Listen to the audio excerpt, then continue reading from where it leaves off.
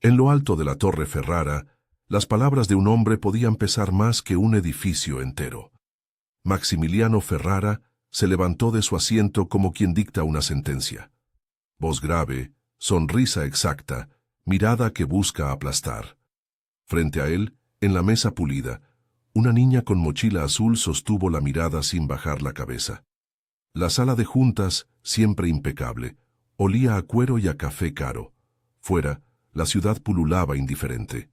Dentro, todo estaba a punto de cambiar.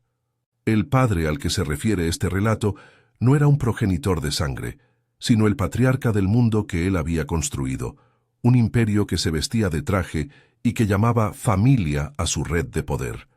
Desde esa autoridad autoproclamada, Maximiliano se permitió humillar.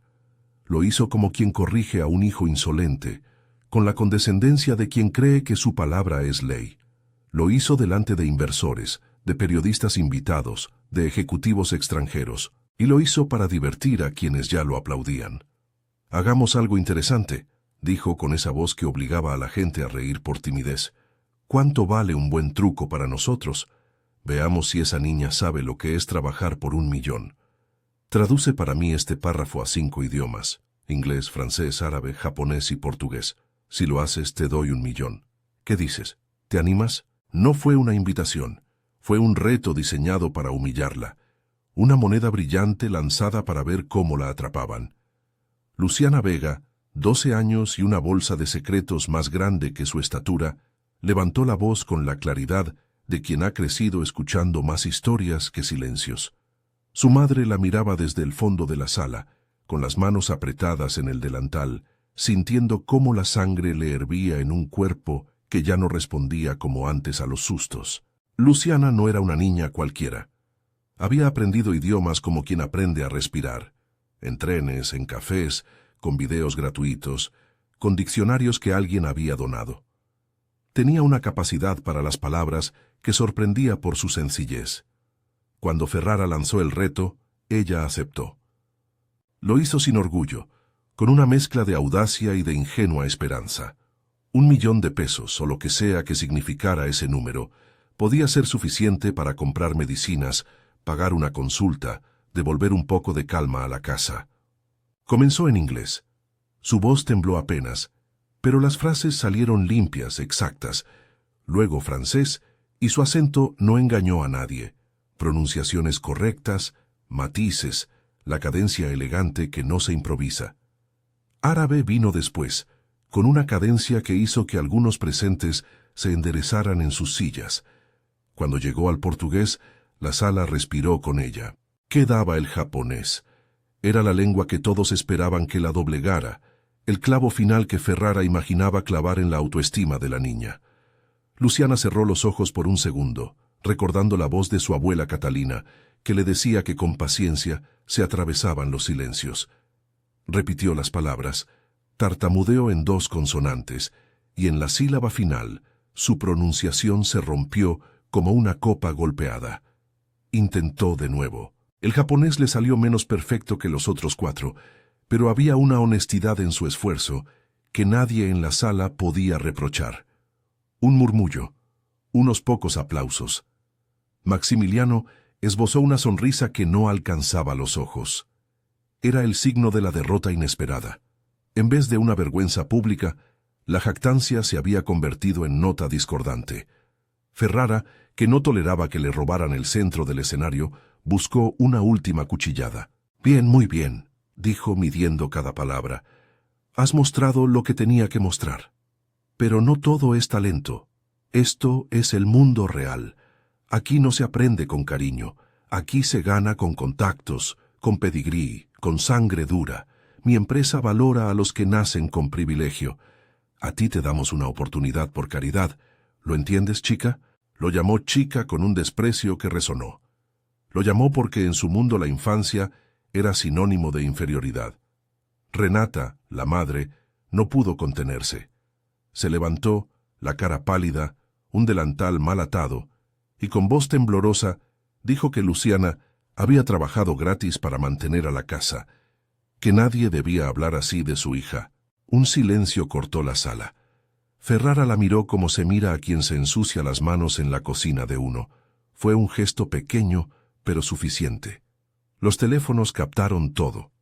En los tiempos que vivimos, las cámaras no perdonan. Un micrófono, una grabadora escondida, un celular con foco. Un minuto después, el episodio ya circulaba en redes con subtítulos furiosos. El multimillonario humilla a la hija de su empleada. El titular se hizo carne de inmediato. La imagen de la mochila azul junto a los zapatos de cuero recorrió timelines y colonizó conversaciones. Quédate hasta el final. Lo que pasó después cambió todo. No era una invitación para espectadores neutrales. Era una súplica por justicia que se convertiría en motor de la historia. Allí, en ese preciso momento, empezó una cadena que nadie pensó detener. La reacción inmediata fue proporcional a la megalomanía de Ferrara. En los pasillos adyacentes, teléfonos sonaron. Un asistente tomó la palabra para intentar lavar la escena. La versión oficial hablaba de un malentendido, de una interacción desafortunada. La oficina de prensa preparó un comunicado donde se hablaba de aprecio por el esfuerzo juvenil y de compromisos con programas de inclusión. Pero los videos, por su naturaleza, eran mucho más fieles que los comunicados. Pocos días después, Renata recibió la llamada que temía sin saberlo. La empresa prescindía de sus servicios. El motivo oficial fue reestructuración. La verdad, cuando la miras con los ojos de quien conoce el poder, es más sencilla, una orden, un favor pedido en un despacho, el uso de una influencia que se paga y que se cobra. La madrugada en que empaquetaron sus pocos objetos, hubo una escena que Luciana sería incapaz de olvidar. Renata guardó el delantal en una bolsa de supermercado. Antes de salir, se detuvo frente al espejo pequeño de la cocina, tanteó el paño de la herida en el costado. Una cicatriz vieja que a veces sangraba bajo estrés, y pasó un pañuelo que tenía un hilo de sangre en el borde. Lo dejó sobre el vaso de chocolate caliente que habían compartido la noche anterior. Fue un gesto que dijo más que 1000 palabras. Cuidado, frialdad, un intento de proteger lo que quedaba de su dignidad. El apartamento era una caja de sonidos, la nevera que no cerraba bien, el reloj que marcaba las 2, el grifo que goteaba como un metrónomo de fatiga. Luciana arrastró su mochila azul sobre el piso gastado y se sentó junto a la ventana. Afuera, las luces de la ciudad seguían su red de indiferencia. Adentro, la niña había acumulado una culpa que nadie le pidió llevar. Sentía que su demostración había costado el empleo de su madre y que ahora las deudas no solo eran números, sino rostros médicos, recetas, llamadas aplazadas. No hubo tiempo para lamentos. Luciana, que había aprendido a traducir por necesidad, empezó a buscar oportunidades en Internet. Pero cuando las puertas se cerraban con nombres elegantes, también sucedía que alguien sacaba la mano del bolsillo para empujar la cerradura desde afuera. Ferrara no tardó en contestar con su venganza silenciosa, llamadas a clientes habituales, correos con advertencias legales, contratos anulados. Las propuestas que Luciana encontraba desaparecían cuando una figura con apellido potente actuaba en la sombra. El verdadero golpe no tardó en llegar. Una denuncia anónima, sin firma, sin rostro, activó a los servicios de protección de menores. En la mañana gris donde la asistente social llamó a la puerta, Renata no estaba preparada. La visita no fue violenta. En un país que busca protocolos y papeles, fue fría, metódica. Preguntas sobre condiciones de vida, sobre ingresos, sobre educación. Luciana, sentada en la mesa con la mochila a un lado, intentó explicar que iba a la escuela, que su madre trabajaba y que todo estaba en orden. Las preguntas eran precisas y en un instante la seguridad se transformó en riesgo legal. Un expediente se abrió y la posibilidad de separar a madre e hija quedó plantada como una semilla en un terreno árido. Esa noche, después de que las luces del pasillo se apagaron, Luciana se sentó frente al ordenador que habían comprado con la última paga de Renata. Abrió plataformas de trabajo freelance y dejó que su habilidad hablara por ella. No era solo dinero lo que buscaba. Era demostrar que ella podía sostener aquello que había desatado la tormenta. Tradujo artículos, subtituló videos, Trabajó realizando microtareas que pagaban centavos por palabra. En silencio, se convirtió en la red que intentaba tapar el agujero dejada por el imperio que la humilló. Mientras tanto, en la Torre Ferrara, la humillación había encendido una cólera contenida. Maximiliano, preocupado más por la reputación que por la justicia, quería respuesta. No iba a permitir que una escena desafortunada arruinase años de construcción. Llamó a Sebastián Ríos, su abogado de confianza, un hombre de modales pulcros y recursos mejores aún. Sebastián fue intercambiando llamadas, reuniones, documentos. Un expediente se empezó a formar, no para castigar una agresión, sino para controlar la narrativa. Reportes a la prensa, mensajes a socios, agendas ocultas para preparar la defensa. Sebastián, que en ocasiones cruzaba la línea entre la ley y lo que le pedían sus clientes, no dudó en sugerir estrategias. Presionar para que las ofertas laborales a Renata se retiren, generar dudas sobre la veracidad del video, encontrar antecedentes que oscurezcan la moral pública de quien se había convertido en víctima. Cuando se habla de poder, los márgenes de la legalidad se estiran como goma. En paralelo al cerco de Ferrara, la historia comenzó a tomar ecos inesperados. El video, el de la sala, la mirada de Luciana, las palabras de Maximiliano, se filtró por redes y fue compartido por voces indignadas. Usuarios organizaron una campaña que recogía pequeños testimonios. Gente que había visto abusos de poder, gente que recordó historias propias. La ciudad empezó a hablar. Algunos medios se acercaron, otros intentaron vender versiones neutras. Pero la viralidad alimentó algo que el dinero no controla tan fácilmente: la empatía en cadena. Entre esos que vieron el video, hubo gente que no solo se indignó, sino que decidió investigar. Un nombre sacudidos: Helena Dubois, una inversora francesa que había participado en una ronda de Ferrara años antes y que todavía conservaba cierto desdén por su soberbia. Omar al-Rashid, empresario que había perdido contratos y que albergaba rencores. Yuki Tanaka, ejecutiva japonesa que había presenciado el desprecio hacia la lengua y que sentía vergüenza por la burla. Todos esos gestos individuales se convirtieron en pequeñas fisuras en la armadura del magnate. No se unieron por compasión solamente. Algunos vieron en la debacle una oportunidad para revisar viejas cuentas. En un departamento al otro lado de la ciudad, don Aurelio Montero observaba la escena con una mezcla de culpa y curiosidad. Era un hombre retirado, fundador de la fortuna, pero separado de su sobrino por razones que le dolían aún. Para Aurelio la campaña fue una bofetada que activó recuerdos que habían dormido demasiado tiempo.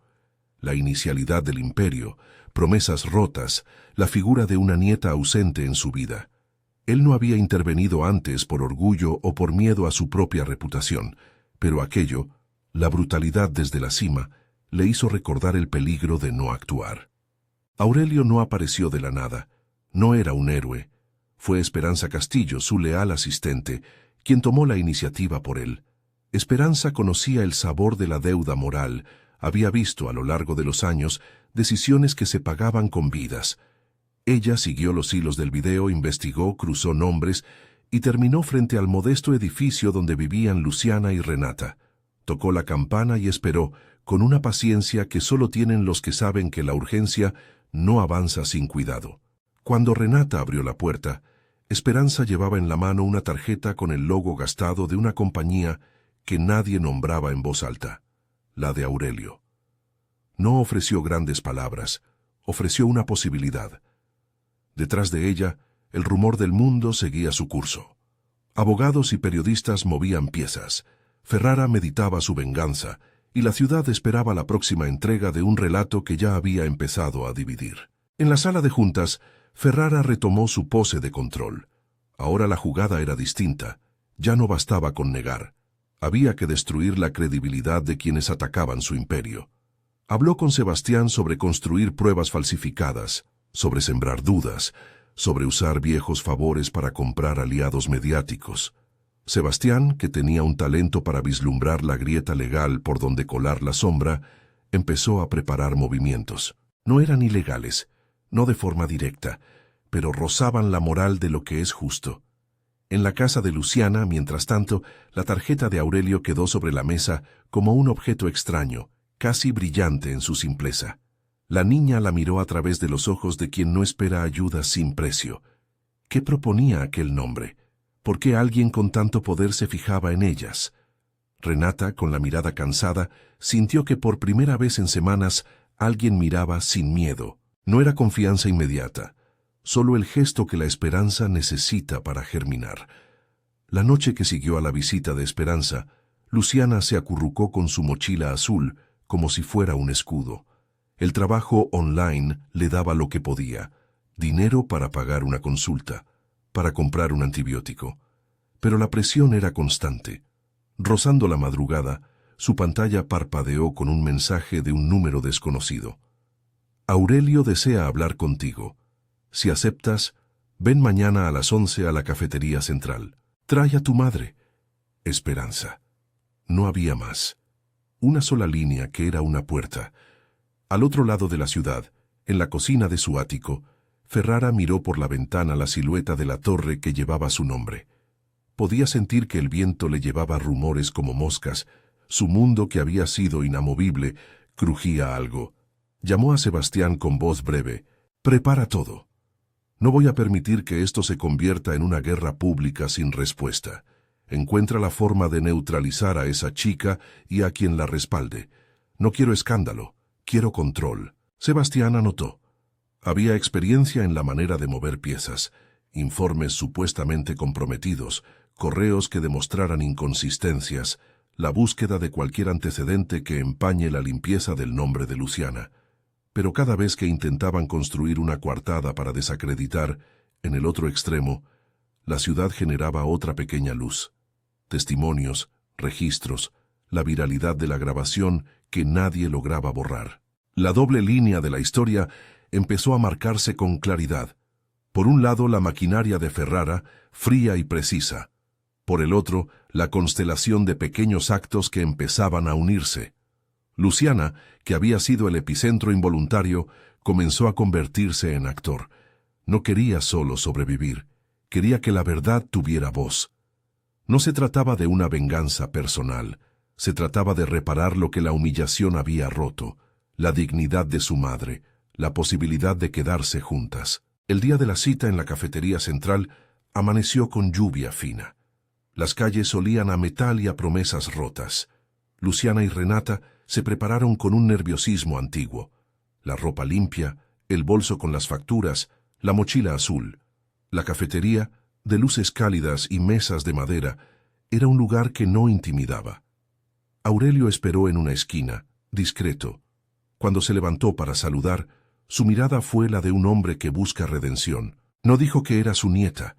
Ofreció una mano y una voz que conocía los nombres de las cosas que dolían. «Sé que no puedo cambiar lo que pasó», dijo Aurelio con una franqueza que encontró su lugar entre la honestidad y el reproche. «Pero puedo ayudar. No por el imperio que construí, sino por lo que negligí». Renata lo miró con cautela. Luciana, más muda, sostuvo el calor de su mano como si fuera un ancla. En la mesa, la lluvia golpeaba los cristales y el mundo se reducía a 3 personas conversando sobre prácticas empresariales y sobre la posibilidad de que la justicia se sirviera con pruebas, no con gritos. Esperanza deslizó sobre la mesa un sobre con dirección a un correo electrónico y una clave. No era una solución final, era el inicio de una investigación. Las palabras que Aurelio pronunció entonces no fueron promesas grandilocuentes. Fueron las de un hombre que conoce que el poder también puede ser herramienta de reparación si se usa con cuidado. Mientras Luciana pensaba en aceptar, en confiar, en dejar que alguien con apellido famoso entre en su vida, Ferrara revisaba su plan en la torre. La noticia de la visita a la cafetería no tardó en llegar a sus oídos, como una molestia que hay que cortar de raíz. Ordenó a Sebastián que activara contactos, que preparara expedientes que describieran la situación como un oportunismo, una conspiración. Hubo llamadas a periodistas, sugerencias de que la grabación estaba editada, insinuaciones sobre el anonimato de la denuncia a protección de menores. En la noche, en el cuarto pequeño donde Luciana estudiaba, La niña abrió el sobre que Esperanza había dejado la tarde anterior. Dentro, una fotografía. Una mujer de ojos suaves con un pañuelo en la cabeza, que Luciana reconoció de inmediato por las historias de su madre, Catalina, y una nota que decía: «No estás sola. Trae pruebas de lo que pasó, guardamos todo». No había más. Era una invitación y una advertencia al mismo tiempo. La verdad exige documentos, no palabras. Y así quedaron las piezas sobre la mesa. Por un lado, la humillación capturada en video, las puertas que se cerraban, la sombra de una denuncia que amenazaba con separar a madre e hija. Por el otro, una propuesta de investigación, la intervención de un hombre que había sido parte del sistema y que ahora quería enmendarlo. Entre medias, Luciana con su mochila azul, dispuesta a traducir no solo frases, sino una narrativa que empezaba a cambiar con cada palabra que ella decidía pronunciar. El momento final de esta etapa no resolvía nada. Dejaba en cambio la tensión palpitando, Ferrara exigiendo control, Aurelio moviendo piezas en silencio, Luciana midiendo el valor de confiar. La historia, que había nacido de una humillación, ahora apuntaba hacia algo que podía quebrar el equilibrio del poder. La ciudad, atenta, esperaba la siguiente escena. El sobre con la fotografía de Catalina no fue una promesa, fue una llave. Luciana la guardó en un bolsillo de la mochila azul y por primera vez desde la humillación sintió que alguien veía lo que ella había sido siempre. No solo una niña que sabía idiomas, sino alguien que podía unir piezas pequeñas hasta formar una verdad grande. Aurelio no la nombró cerebro en esa mesa de la cafetería. No era necesario. La palabra se tejió en acciones. Contactos, recursos, la posibilidad de convertir el disgusto viral en investigación rigurosa. Los siguientes meses se movieron con la paciencia de quien no quiere romper una cuerda fina. No hubo golpes de efecto ni revelaciones inmediatas. Hubo correos que pedían fechas, llamadas que no se contestaban, reuniones en oficinas discretas. Aurelio no quería prensa todavía. Sabía que la primera filtración equivocada serviría como calefón para la defensa de Ferrara. La estrategia fue metódica: recolección de pruebas, verificación de metadatos, entrevistas a testigos y sobre todo cuidado con las formas para que nada quedara cuestionable en un tribunal o ante un fiscal. Luciana aprendió a trabajar como traductora y a pensar como investigadora. A la luz de la pantalla, en noches en las que el edificio crujía como si tuviera frío, ella comparaba archivos, verificaba versiones de documentos, buscaba patrones en correos electrónicos y subtítulos. Lo que ella hacía mejor que nadie era encontrar los hilos en otros idiomas. Una nota en francés que coincidía con un correo en portugués. Una serie de instrucciones en japonés cuyo estilo solo podían escribir quienes conocían ciertas fórmulas internas de la compañía. Elena, Omar y Yuki le dieron acceso a fuentes que un sueldo pequeño jamás le habría alcanzado. Una base de datos de pagos internacionales, registros de llamadas, acceso temporal a servidores que mostraban transfers y órdenes de compra. Cada pieza tenía una firma, una cuenta numerada, una IP, un correo electrónico que se repetía. La ciudad observaba desde fuera sin entender los mecanismos. Para el público, la historia seguía siendo la del video en la sala de juntas. Multimillonario humilla a hija de su empleada. Esa indignación mantenía el calor necesario para que el caso no se extinguiera en la indiferencia. Las redes seguían encendidas. La gente mandaba mensajes de apoyo, donaciones para medicinas. Pero la justicia necesita más que indignación. Necesita comprobantes. Mientras la investigación avanzaba, Ferrara seguía actuando. Con la arrogancia que lo caracterizaba, creyó que su poder podía apagar cualquier fuego. Intensificó la campaña de desprestigio. Envió comunicados a medios afines. Pidió auditorías internas para probar que todo estaba en orden. Presionó empresarios para que declararan a su favor. Sebastián, su abogado, maniobraba por los márgenes. Mandó a auditar a la empresa de Renata. Buscó órdenes de compra fantasma y contrató expertos que hablaban en tecnicismos para sembrar dudas. Los intentos de sembrar dudas eran previsibles. Lo inesperado fue la fisura que apareció en lo más íntimo de su círculo. Camila, la hermana de Maximiliano, llevaba años apartada del centro del poder. Su distancia no era indiferencia. Había sido exilio elegido y doloroso. Durante mucho tiempo guardó silencios que con el tiempo se llenaron de vergüenza. Cuando vio cómo la venganza de su hermano se desplegaba contra una mujer que no tenía con qué defenderse, Camila decidió romper la complicidad. Se acercó a Aurelio a través de un intermediario. Lo hizo con miedo. Sabía que un paso equivocado podía costarle el ostracismo completo, incluso la enemistad definitiva. Lo que trajo fue un disco duro. Lo dejó en manos de Esperanza con la indicación de que no se publicara hasta que los peritos lo avalaran. El disco contenía correos entre ejecutivos de la Torre Ferrara, órdenes de pago, contratos offshore con cláusulas que firmaban beneficios a empresas pantalla, mensajes en los que se hablaba de limpiar testimonios incómodos y, sobre todo, un conjunto de grabaciones donde la voz de Sebastián dictaba instrucciones que rozaban la ilegalidad. Era evidencia inquietante. Metadatos que confirmaban fechas, cabeceras de correos que no podían ser fácilmente falsificadas y archivos con firmas digitales compatibles con sistemas empresariales que controlaba Ferrara. Con el material en mano, Aurelio y su equipo hicieron lo que la ley exige cuando las sospechas son serias. Diseñaron un proceso de entrega que minimizara riesgos de contaminación de pruebas. Llevaron copias a peritos independientes, solicitaron órdenes de incautación a fiscales aliados y comenzaron a intercambiar información con una periodista de investigación que había seguido el caso desde el primer video.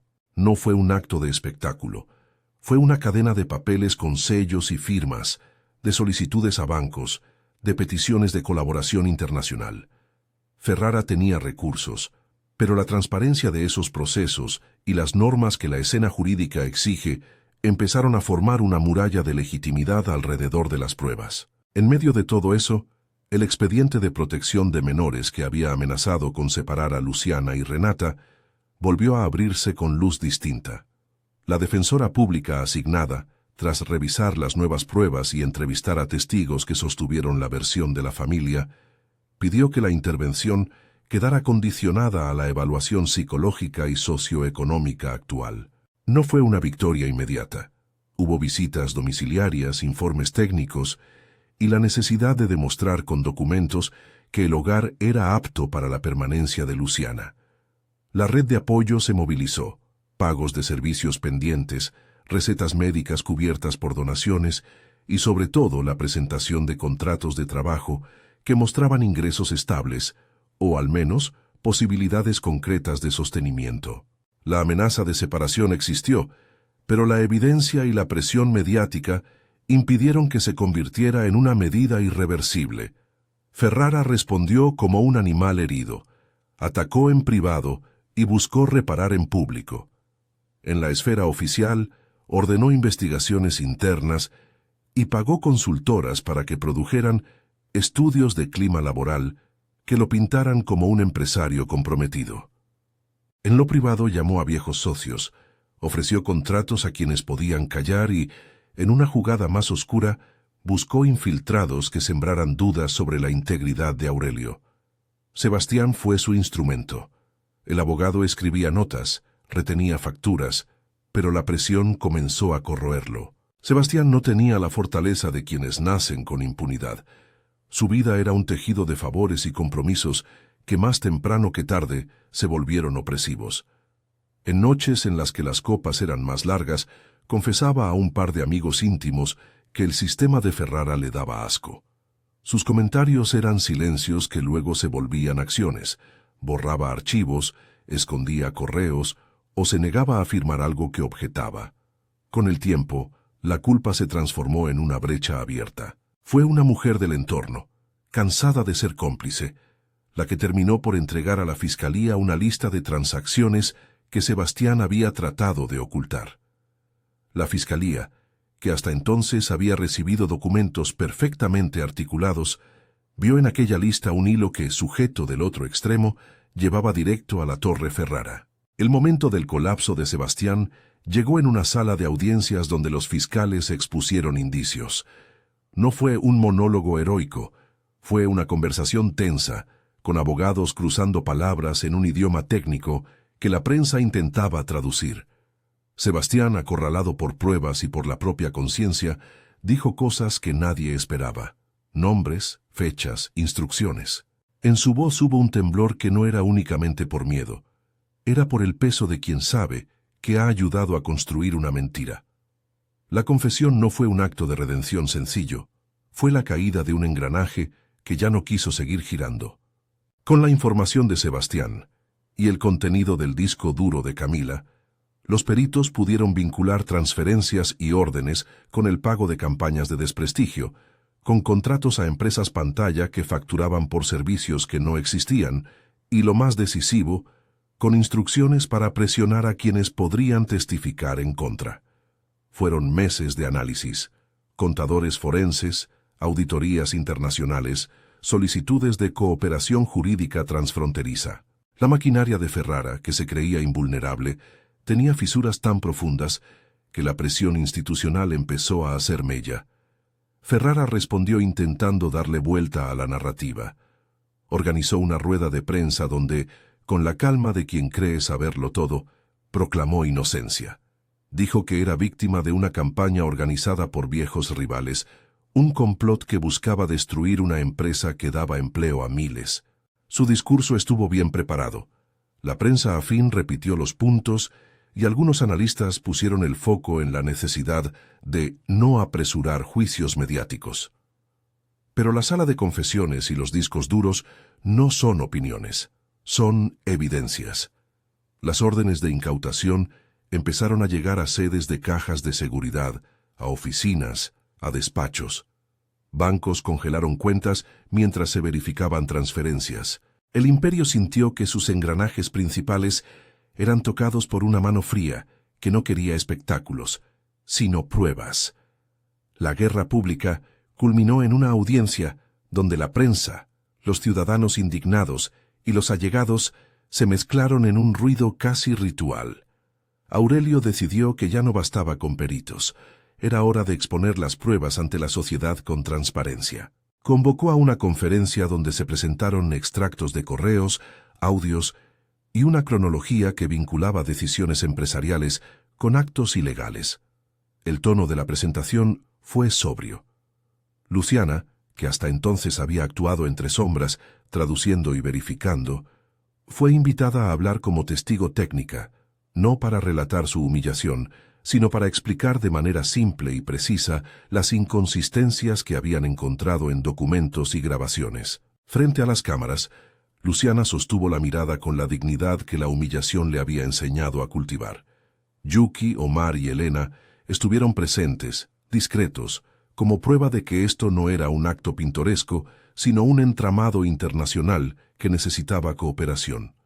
En el público, Renata se sentó al borde de la butaca con las manos apretadas, el pañuelo con la vieja mancha de sangre guardado en el bolso, como si fuera un talismán. No era una escena de triunfo. Era una escena de justicia trabajada con paciencia. Ferrara intentó contragolpear, presentó documentos que decía eran legítimos, mensajes que aseguraban eran mal interpretados. Sus abogados cruzaron palabras, sugirieron teorías de conspiración. Pero la evidencia técnica, metadatos, firmas digitales, registros bancarios, no se dejaba llevar por su retórica. Cuando la fiscalía pidió medidas cautelares, un juez, tras revisar el material preliminar, ordenó la incautación de bienes y la imputación de cargos por fraude, lavado de activos y manipulación documental. No fue una sentencia.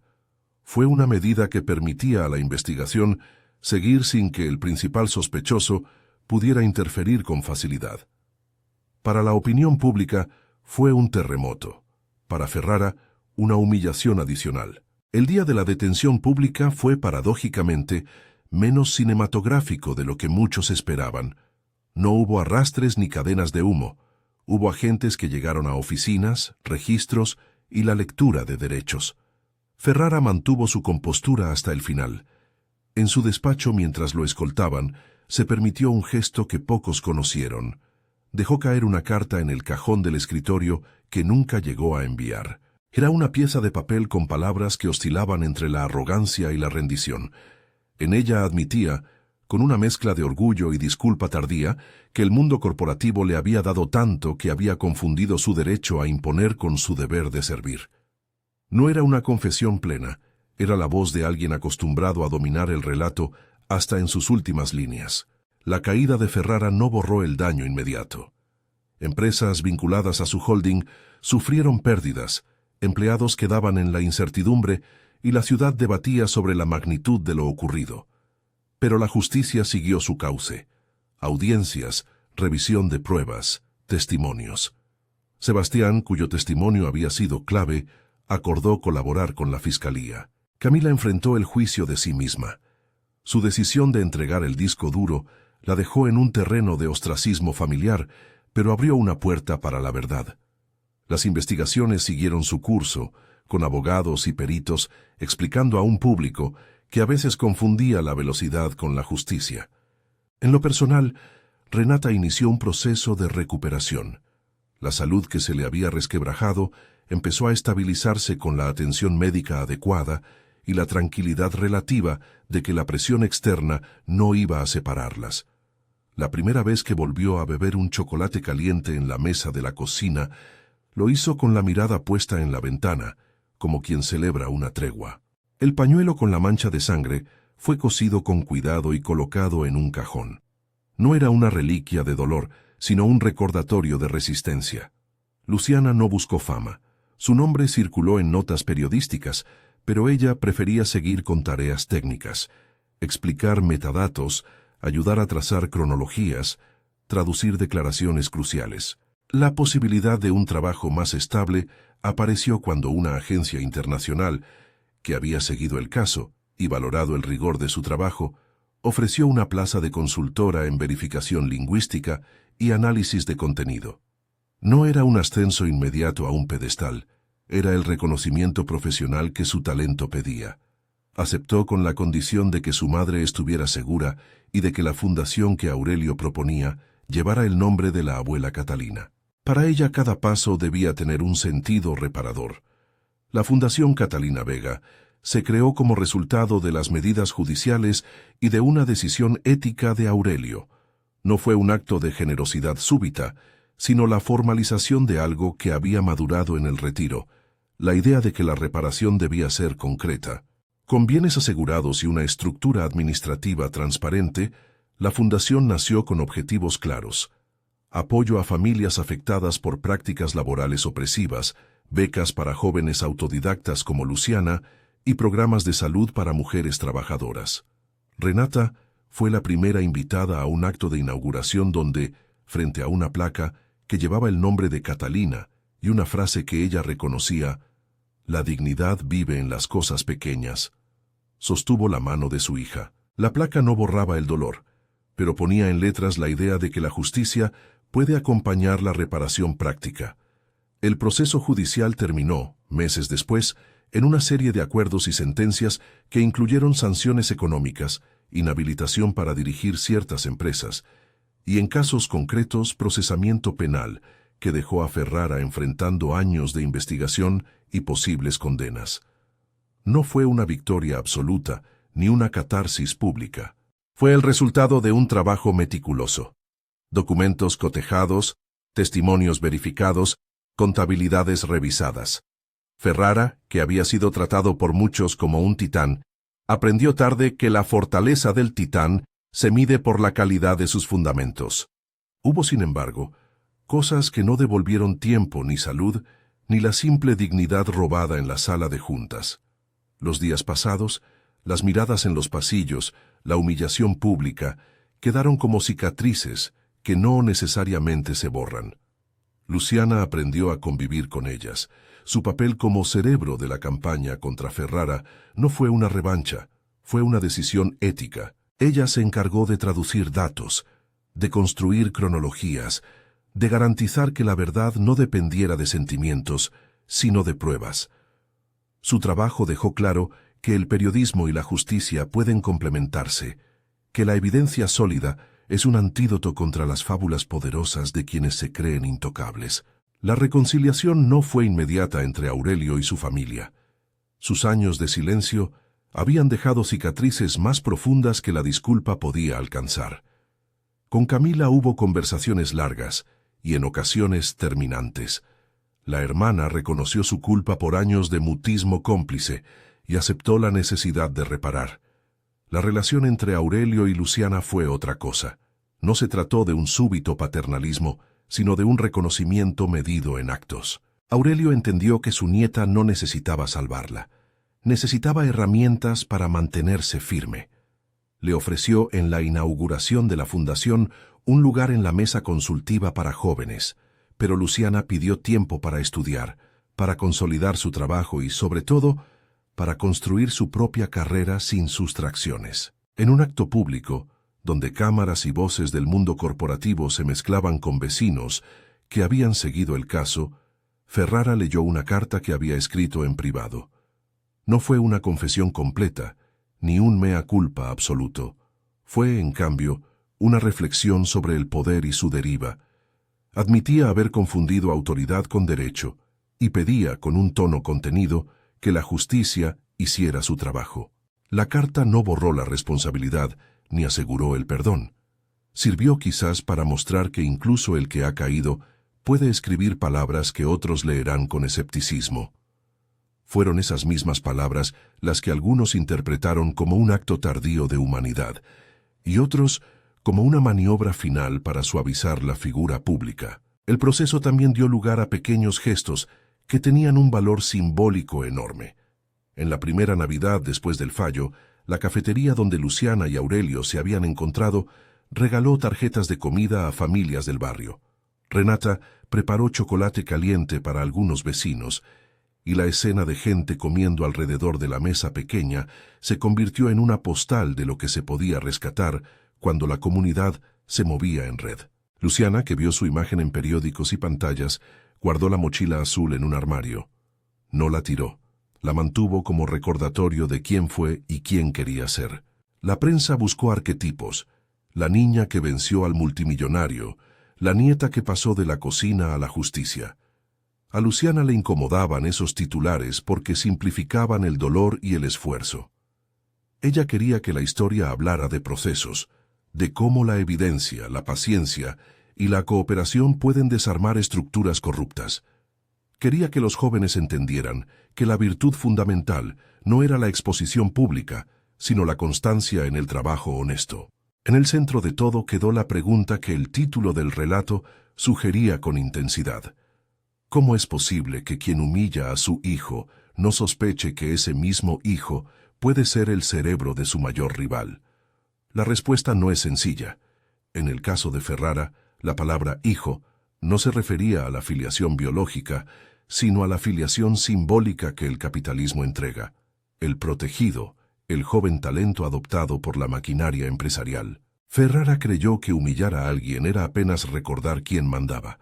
No supo ver que la humillación puede germinar una resistencia organizada. Luciana, por su parte, no se convirtió en estratega por venganza. Lo hizo por responsabilidad. Fue reclutada, sí, por Aurelio, y por la convicción de que la injusticia debía ser confrontada con pruebas.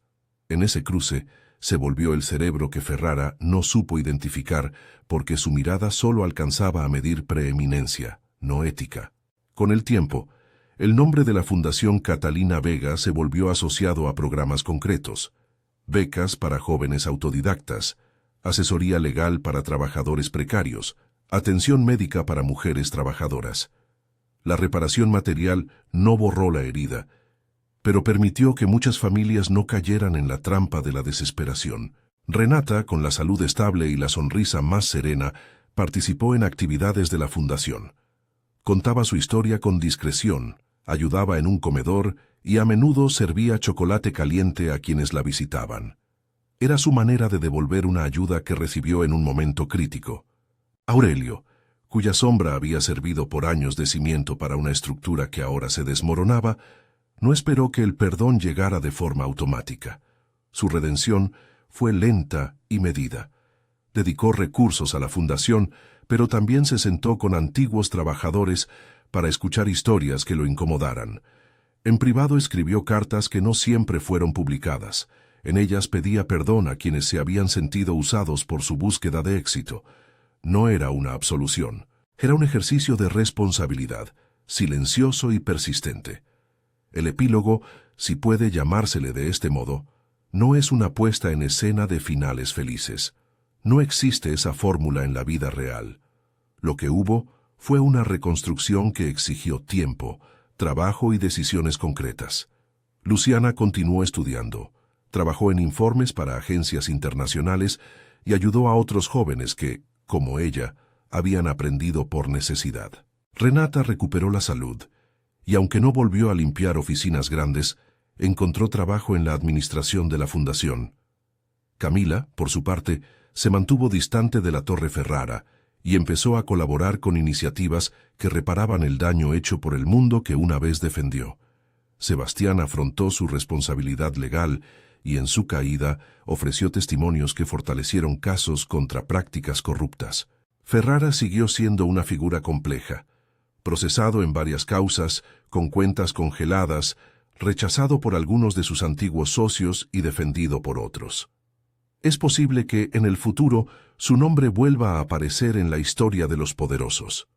Lo que cambió fue la percepción colectiva de que nadie es intocable si la sociedad exige pruebas y si las instituciones cumplen su función. La última imagen relevante de esta historia se dio en un pequeño acto en la sede de la fundación. Una placa dedicada a Catalina, un niño recibiendo una beca, un café servido a quienes trabajaban en la administración. Luciana pasó por allí sin hacer ostentación.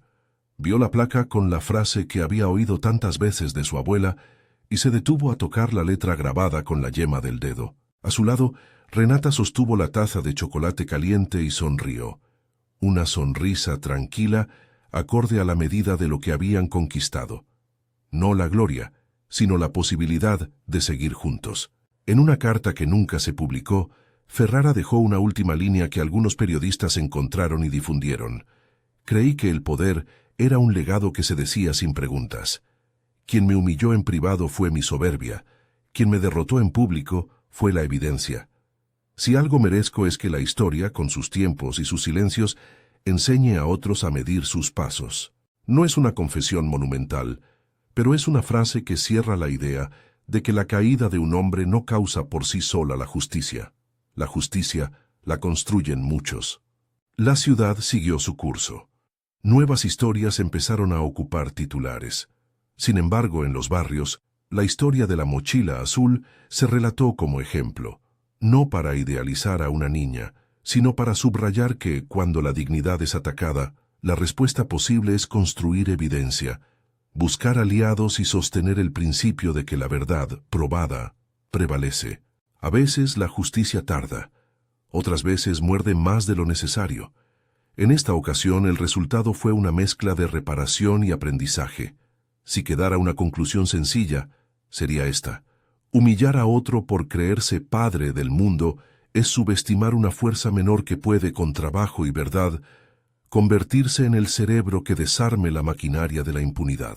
En el fondo, la historia de Luciana y Ferrara no es solo la de un choque entre riqueza y pobreza, sino la crónica de cómo la evidencia y la solidaridad organizan redes que, con lentitud pero firmeza, corrigen abusos.